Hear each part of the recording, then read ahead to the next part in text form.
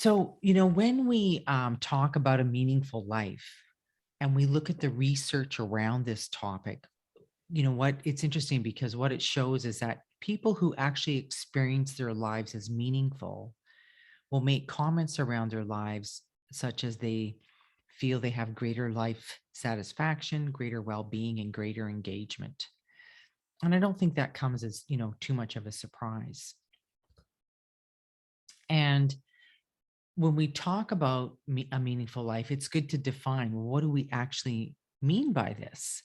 And again, when you look at the research, the definitions can really vary, but um, they tend to have these themes, if you like, or these concepts in the definition. So purpose. So a meaningful life is often connected to purpose, that people feel they have goals they're living for and goals they want to move towards. That there's coherence. So this is how we make sense of and understand our lives, that there's coherence to it. We know what we're on about, if you like. And just so you know, you'll get all the notes for this. Everything that we are talking about today, I'll send to you, and some resources as well.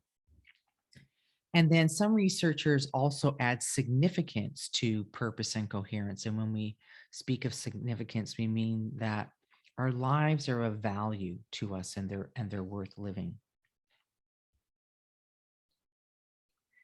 And a meaningful life can also be connected to our connections to others, and that we're contributing, and these two things make life matter: relationships and contributing, and that we're doing things that actually feel beneficial or fruitful for not just ourselves but for others as well. So it's these concepts and these features, if you like, that help to create a meaningful life.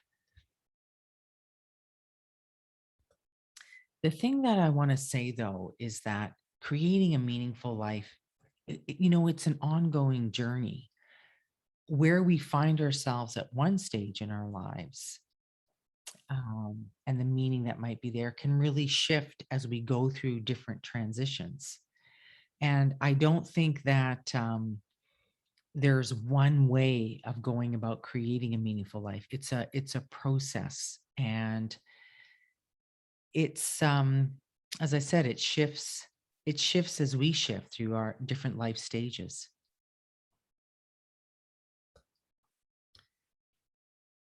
And just before, we jump into this question of, well, what are some things that help us to create a meaningful life?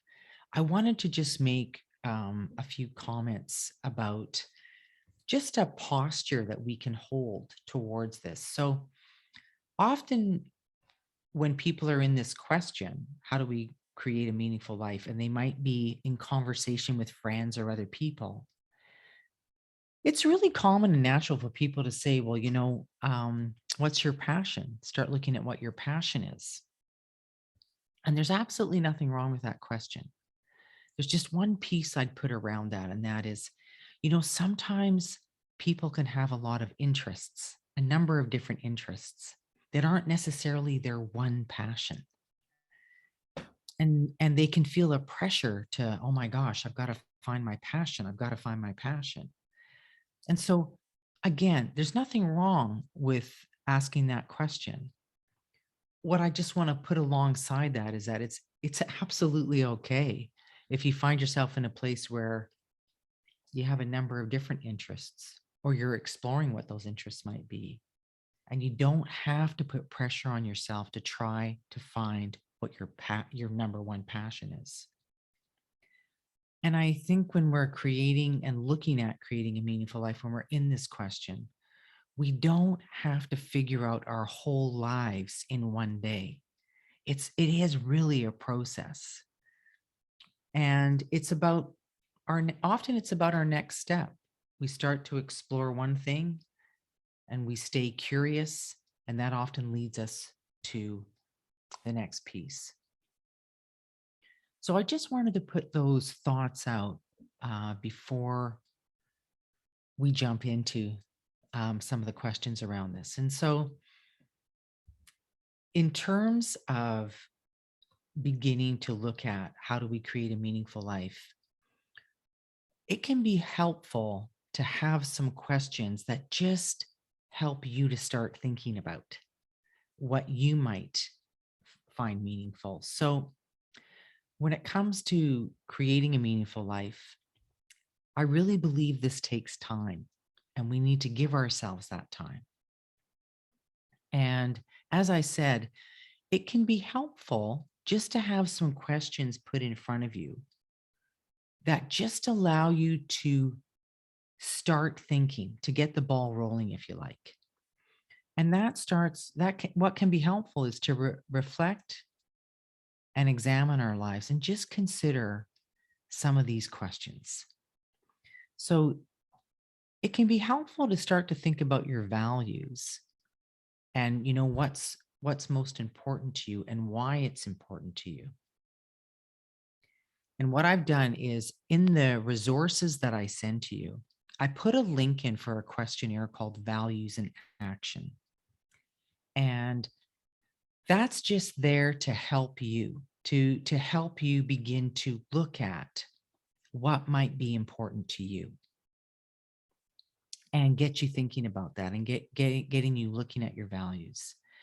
And when you start to look at your values, you can reflect on those and then just imagine for a moment when you look at those values in front of you